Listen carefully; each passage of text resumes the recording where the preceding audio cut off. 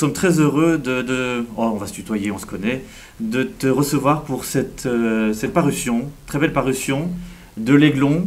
L'Aiglon qui vient de paraître donc aux éditions Talendier, et je vois le sous-titre « Le rêve brisé de Napoléon ». Effectivement, un rêve brisé. Il avait tant d'espoir, Napoléon. Et peut-être peux-tu nous raconter un petit peu l'origine, la genèse de ce livre. Et je sais que tu en parles un petit peu au début du livre, que les premières impressions sont nées de ta jeunesse et de ta famille surtout. Voilà, comme vous le savez peut-être, j'ai des liens en effet avec la famille Bonaparte, même si donc, je descends de Jérôme Bonaparte et donc pas directement de l'Aiglon, enfin c'était un vague cousin. Et en effet, je dirais que l'origine du livre vient de deux choses différentes. Mon enfance où j'ai baigné dans les souvenirs napoléoniens, et ce personnage était un peu mythique, un peu énigmatique surtout. Et sinon, l'autre chose, c'est que j'ai longtemps travaillé au musée de l'Armée, aux Invalides. Et j'étais très étonnée quand je me promenais au sein des Invalides, devant le tombeau de l'empereur.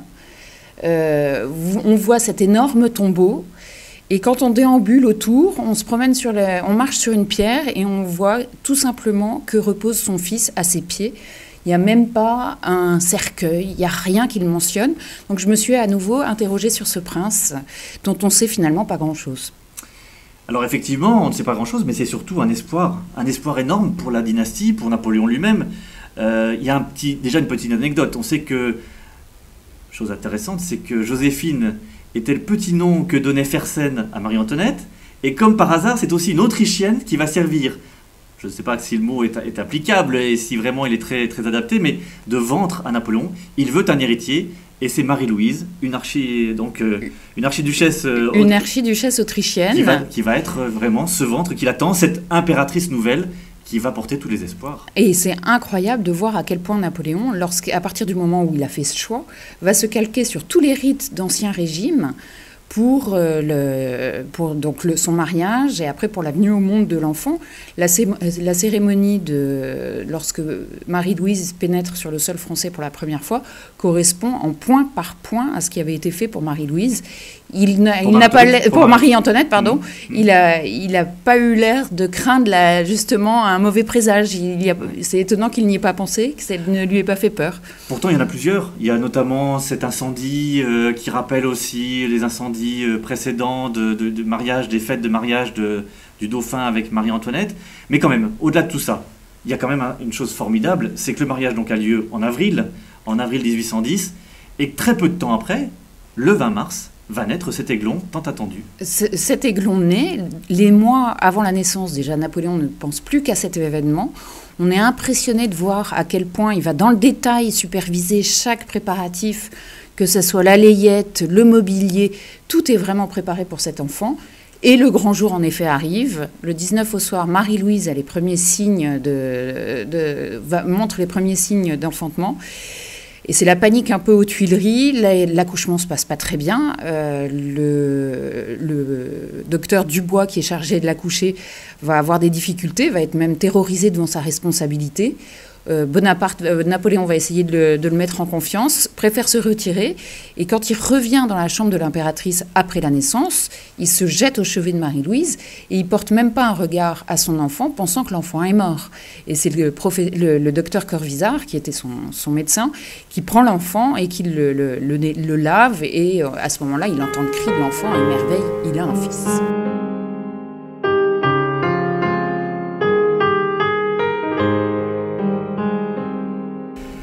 Après cette terrible naissance, mais qui heureusement s'achève parfaitement, il y a une grande cérémonie qui va suivre, et qui est une cérémonie extraordinaire, peut-être la plus belle depuis le sacre, c'est le baptême à Notre-Dame. Le baptême à Notre-Dame. En effet, en juin 1811, Napoléon veut pour ce fils un baptême extraordinaire qui serait presque une sorte de sacre. Il faut bien voir qu'en 1811, la situation de l'Empire n'est pas si confortable que ça, même si c'est un immense empire, comme on le sait. Il est par certains côtés à son maximum, mais on sent que les fissures arrivent de tous côtés. Et par cette cérémonie, vraiment, Napoléon espère fédérer les Français. Ça ne va pas tout à fait être le cas, parce qu'on voit qu'autant lors de la naissance, il y a un élan spontané de joie qui s'étend dans la capitale à l'annonce de la venue de ce fils, Autant en juin, lors des fêtes du baptême, l'élan est beaucoup moins spontané. On sent les Français un peu sceptiques de cette débauche de luxe dans une France qui commence à souffrir de mauvaises récoltes, qui voit peut-être une guerre se profiler et qui n'a pas du tout envie de repartir en guerre. Donc la situation est plus tendue, on va dire, en juin, même si la manifestation en elle-même à Notre-Dame est grandiose. Et puis ensuite, alors évidemment, on voit un Napoléon qui va se transformer radicalement. C'est-à-dire que vraiment cette naissance, c'est un moment charnière. On en a souvent dit sous l'Empire, mais à ce moment-là, c'est le Napoléon intime, le père de famille qui se révèle. Il l'attendait depuis tellement longtemps, et là, il devient très proche de son fils, avec beaucoup de gestes d'affection. Beaucoup de gestes d'affection. Alors c'est peut-être aussi, on va dire, les racines corses de Napoléon, son goût pour la famille, bon, je ne sais pas. Mais ce qu'il faut voir aussi, c'est que cette relation avec son fils a été très exploitée aussi par les artistes, et c'est aussi exploité par la propagande impériale. Il faut bien se dire que, et c'est quelque chose d'assez original, on voit peu de souverains monarques qui ont représenté cette relation d'amour filial pour leurs enfants, où on les voit jouer sur des tableaux officiels avec leurs enfants. Napoléon y est très attaché, et il faut bien se dire que c'est aussi pour servir, pour montrer qu'il n'est pas si terrible que ça, à un moment où il est en pleine levée d'hommes qui va amener à la guerre.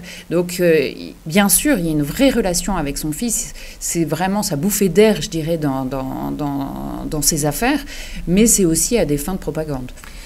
Il lui adore, d'ailleurs, il lui attribue... rien n'est trop beau pour finalement cet Aiglon. Madame de Montesquieu comme gouvernante des enfants de France, une grande famille quand même, les Montesquieu. Le fait de lui attribuer aussi Meudon, et puis de rêver d'un grand palais pour ce roi de Rome. Enfin, vraiment... Rien n'est trop beau pour le roi de Rome. En effet, il imagine sur la colline du Trocadéro un grand palais, diriger un grand palais. Il y a beaucoup de choses qu'il espère pouvoir faire pour ce fils. Malheureusement, il n'en aura pas le temps. Déjà, mais on n'en a pas encore parlé, son titre de roi de Rome, c'était avant même la naissance de cet héritier. Il avait choisi un titre de roi de Rome qui soulignait quand même la puissance et l'importance de cet héritier.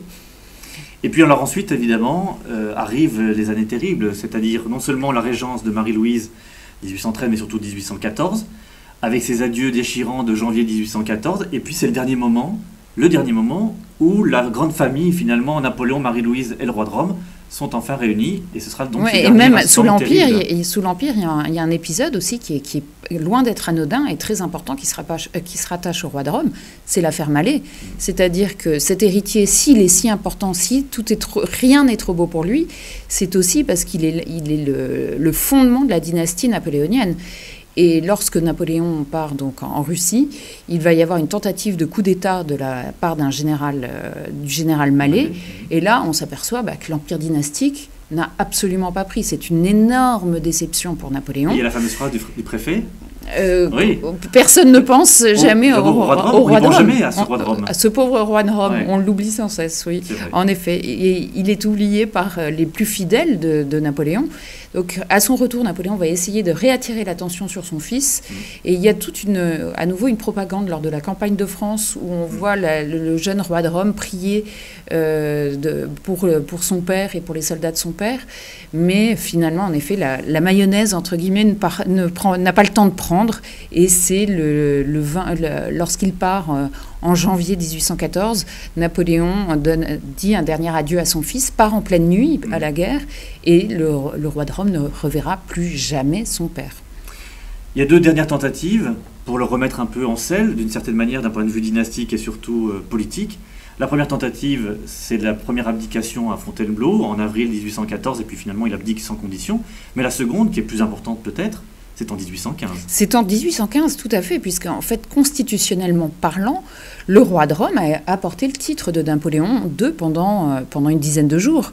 Et d'ailleurs, il y a encore au Sénat le seul portrait qu'on connaisse de Napoléon II, d'un portrait de l'enfant avec le titre de Napoléon II, c'est sur le plafond du Sénat. Puisqu'en effet, donc comme on le sait, en 1815, c'est une nouvelle constitution, l'acte additionnel de l'Empire. Et par cette constitution, lors de l'abdication, en gros, il n'y avait pas besoin l'héritier devenait automatiquement successeur. Il n'y avait pas besoin d'une nouvelle approbation, je dirais, du Sénat. Mais le pauvre roi de Rome était à ce moment-là dépecé de son nom et il était à la cour d'Autriche de son grand-père.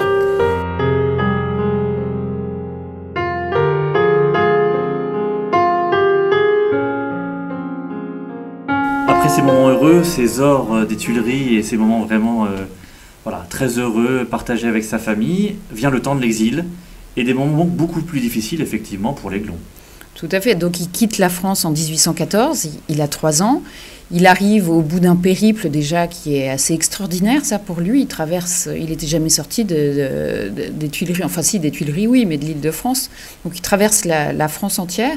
Toute une région dévastée par la guerre. Et finalement, en effet, au bout du voyage, c'est l'arrivée à la cour de Vienne, au milieu d'une famille qu'il ne connaît absolument pas, qui ne parle pas sa langue.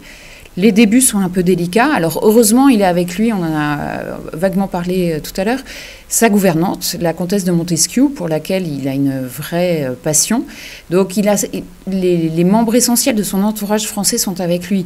Donc dans un premier temps, même s'il découvre un nouveau pays et que ce n'est pas forcément très facile, il est quand même dans un cocon avec sa mère qui est toujours là.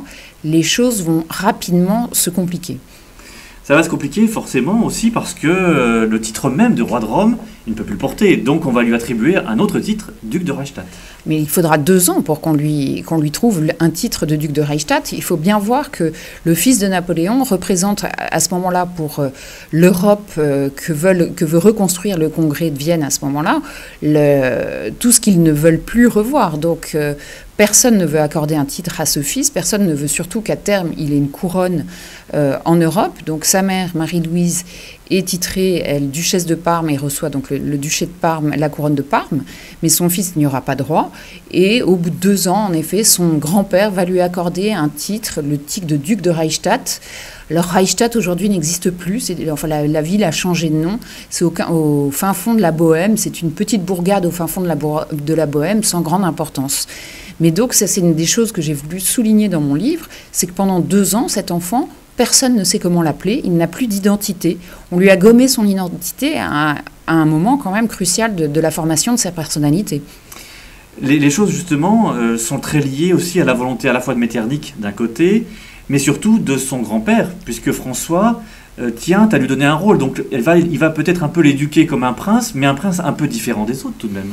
Alors c'est assez compliqué sa position, parce que c'est un petit garçon très vif, très intelligent, assez espiègle, physiquement très séduisant. Quand il est petit, il a ses grandes boucles blondes, ses grands yeux bleus avec ce teint de porcelaine. Et par la suite, il sera toujours considéré comme un très beau jeune homme. Et donc, il a su séduire son grand-père, même il sait très bien séduire son entourage quand il en a envie. Il s'est mis son grand-père, entre guillemets, dans sa poche. Et il faut bien se dire que les frères de Marie-Louise, dont celui qui est destiné donc à devenir empereur, donc à succéder à François Ier, n'est pas très excitant et que donc, à la limite, François Ier a plus d'atomes crochus avec ce petit-fils qu'avec ses propres fils. Et donc, en effet, il va s'occuper de lui, il va lui consacrer beaucoup de son temps. J'étais assez étonnée de voir à quel point il a suivi toutes ses études, tous ses examens, le fils de Marie-Louise et de Napoléon, le passer devant ses grands-parents, devant son grand-père et son épouse. En effet, il s'est beaucoup attaché à lui. On veut vraiment qu'il s'adapte à son nouveau pays, qu'il oublie son passé français, qu'il apprenne la nouvelle langue pour pouvoir s'exprimer correctement avec sa nouvelle famille. Et on s'aperçoit qu'en fait, sa personnalité est complexe et que lui fait très attention à se remémorer ce qui le rattache à la France et à son père. Et en 1821, donc, Napoléon meurt. On l'apprend à son fils. Son fils est submergé par les larmes pendant plusieurs jours. À chaque fois qu'on mentionne le nom de son père, il fond en larmes. Et donc là, son gouverneur autrichien, le comte Maurice de Dietrichstein, va demander à Marie-Louise et à l'empereur qu'on puisse évoquer la figure paternelle. Et il est intéressant de voir qu'elle est aussi évoquée pour stimuler les ambitions du roi de Rome et que vraiment Napoléon va devenir son modèle dans la vie. Il va avoir accès au fil du temps à toute la littérature issue de Sainte-Hélène. Il va découvrir les recommandations que Napoléon a pour lui quand il lui recommande de mourir en prince français.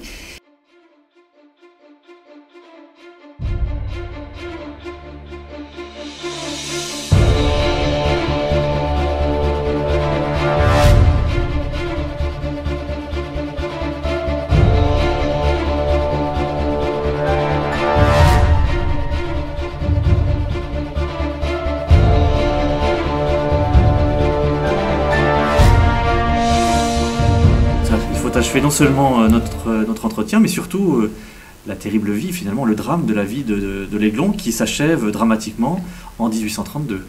Dramatiquement, oui, parce que les derniers mois sont extrêmement pénibles. Il meurt de phtisie, en fait de tuberculose. Il a, comme beaucoup de Habsbourg, une faiblesse pulmonaire qui fait qu'il n'arrivera pas à vaincre la maladie.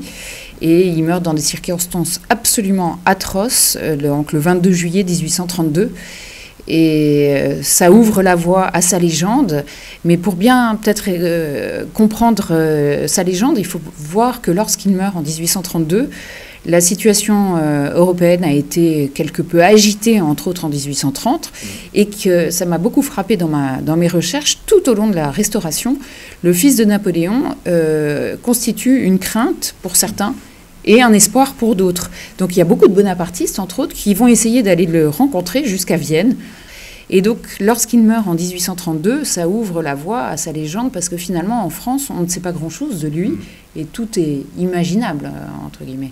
C'est sa cousine, la princesse Camerata, qui va aller le voir, qui est une exaltée. Mais j'ai découvert la présence d'un Belge qui va venir le voir, et ça, c'est quelque chose de complètement inédit que j'ai découvert. Il a réussi à avoir un entretien secret avec le duc de Reichstadt, et il repart avec une gravure signée du duc qui existe encore. Et donc, lorsqu'il meurt en 1832, ça ouvre la voie à sa légende, parce que finalement, en France, on ne sait pas grand-chose de lui, et tout est imaginable, entre guillemets. Alors, il a reçu aussi beaucoup de gens, effectivement. Il était en contact très longtemps avec effectivement, Menneval. Il y a Marmont qui vient lui rendre visite, ou qui tente aussi de lui apporter des éléments. Il y a aussi tous les souvenirs de son père, que doivent lui donner, lui rendre à la fois Bertrand. Enfin, il y a beaucoup de gens qui doivent normalement lui apporter beaucoup de choses. Et oui, et finalement, il est quand même gardé bien au chaud, j'allais dire, par l'Autriche, puisque l'Autriche contrôle vraiment ses visites, alors, pas tellement ses lectures, ça c'était une bonne surprise, mais il est très difficile d'accéder au fils de Napoléon. Il a souvent été présenté par l'historiographie française comme un prisonnier de l'Autriche. Prisonnier, c'est peut-être exagéré dans la mesure où son existence n'était vraiment pas si pénible que ça. Il suivait la cour dans ses déplacements, il chassait avec son grand-père, il avait une existence tout à fait agréable, mais il n'avait pas le droit de quitter le sol autrichien, et ça va se révéler tragique pour sa santé, et il n'avait pas le droit de rencontrer qui il voulait. Alors après sa mort, on va conserver aussi les souvenirs de cette existence, notamment à Schönbrunn, où sa chambre est toujours visible. Sa chambre est toujours visible, qui est la chambre dans laquelle Napoléon avait dormi à la veille de Wagram en 1809.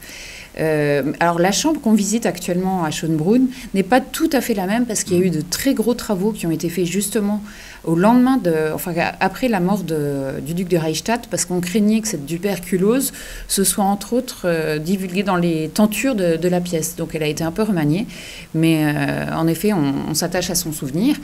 Et surtout, il y a un épisode...